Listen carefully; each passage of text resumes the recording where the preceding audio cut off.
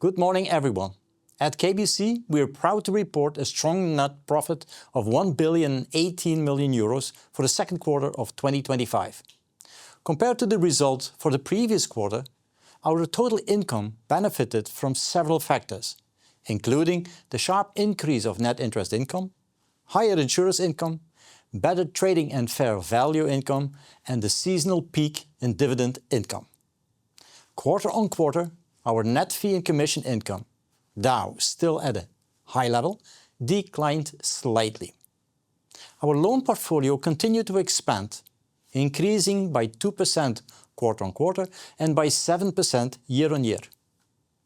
Customer deposits were also up 2% on the quarter and 7% year on year when we exclude the volatile, low-margin short-term deposit at KBC's bank's foreign branches. Operating expenses were down significantly on their level in the previous quarter. This is due to the fact that the bulk of bank and insurance taxes for the full year were recorded as usual in the first quarter. Disregarding bank and insurance taxes, operating expenses were up by 2% quarter on quarter and bring the cost-income ratio, when excluding those bank and insurance taxes, at 41%. Insurance service expenses after reinsurance were down, whereas the loan loss impairment charges increased. The credit cost ratio for the first 6 months of 2025 thou remained at a favorable level of 15 basis points, well below the through-the-cycle value of 20 to 30 basis points.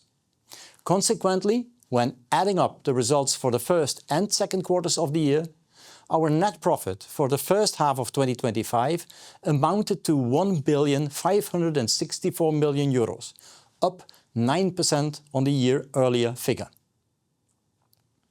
Our solvency position remains strong, with an unfloored, fully loaded Common Equity Tier 1 ratio under Basel IV of 14.6% at the end of June 2025. Our liquidity position remained very solid too, as illustrated by an LCR ratio of 157% and an NSFR ratio of 135%. In line with our dividend policy, we will pay out an interim dividend of €1 per share in November 2025, as an advance on the total dividend for financial year 2025. Furthermore, we decided to increase our guidance for net interest income for full year 2025 to at least €5.85 billion, up from our initial guidance of at least €5.7 billion.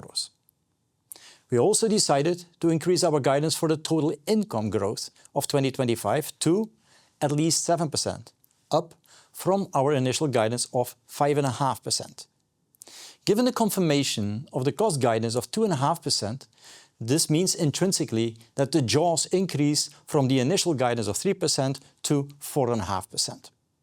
We continue to lead the way in digital innovation, with Kate playing a pivotal role in delivering smarter, faster and more personal services to our customers.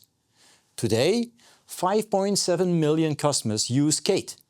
That's 19% more than 1 year ago.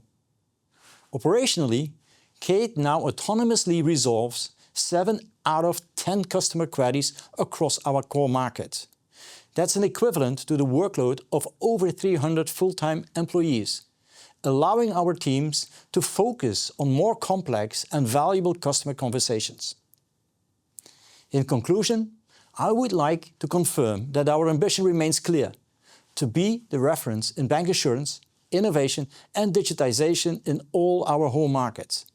We pursue that goal not only through a strong customer-focused business model, but above all, thanks to the trust placed in us by our customers, employees, shareholders and all other stakeholders. That trust means a lot to us, and I want to thank you sincerely for that.